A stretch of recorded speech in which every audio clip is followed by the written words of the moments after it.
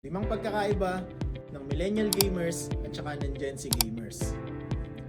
Napakadaming pagkakaiba ng millennial gamers at saka ng Gen Z gamers. Pero kumuha lang kami ng 5. Okay, number 1, sa mga games. Noong nauso ang computer shop, napakaraming laro ang kinahumalingan nating mga millennials.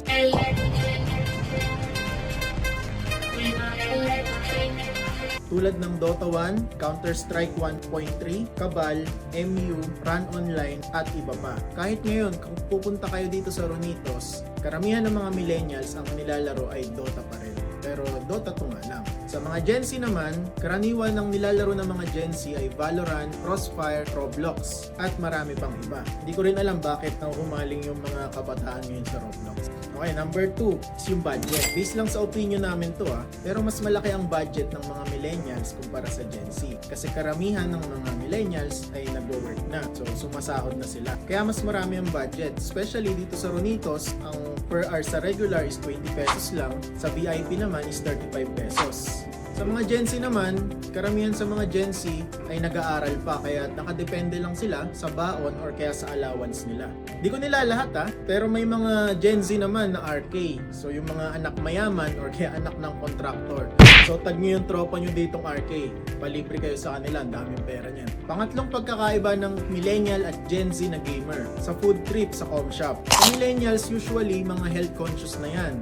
Pero syempre dahil may budget, makakakita kayo dito na nagpapag-grab food, naka-Coke Zero, mga naka-energy drink, water. So, habang tumatanda kasi medyo nagiging health conscious tayo. One time nga nakakita pa ako dito sa Ronitos, naka-protein shake. Diba ang angas? Sa pang napansin ko dito sa Ronitos, yung mga millennials, sila yung mga nainom ng mga energy drink like Sting o kaya Cobra. Hindi ko rin alam bakit nainom sila ng energy drink kahit wala namang gagawing physical. Sa Gen Z naman, karaniwan, walang pakiyan sa kung anong kakainin nila. Pancit Canton, chips, tapos naka-chocolate juice pa yan o kahit anong sugary juice. So basically, wala pa silang paki kung anong kakainin nila. Hindi sila health conscious. Paalala lang pala guys hindi masamang kumain ng Pancit Canton, chips or kung anong sugary drinks. Pero syempre, wag lang nating araw-arawin. Okay, pang-apat is yung forma. Karaniwan ng mga millennials na napunta dito ay mga nakapang-tito na forma. Yung pantitong desente hindi yung tito na jologs Makikita mo yan, naka-H&M pa, naka-Uniqlo, naka-cotton on. Usually din naka-jacket yung mga millennials kasi syempre medyo lamigin nagkakaedad na Katulad ko.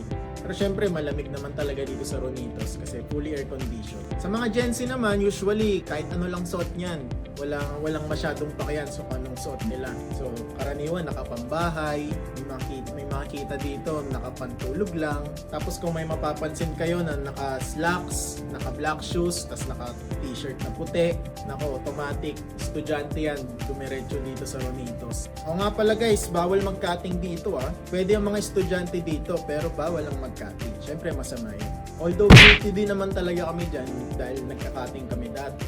Syempre, huwag nyo nalang gayahin. Okay, so pang-limang pagkakaiba ng millennial tsaka ng Gen Z na gamer ay yung pang-trash talk. Patay ka! Patay ka! Patay ka! Patay ka!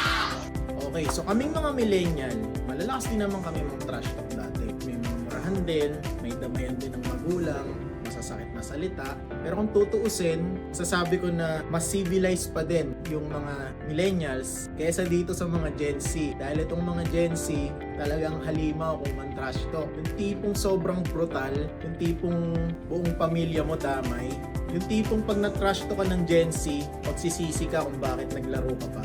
Yung mga salitang talagang tatatak sa pagkatao mo.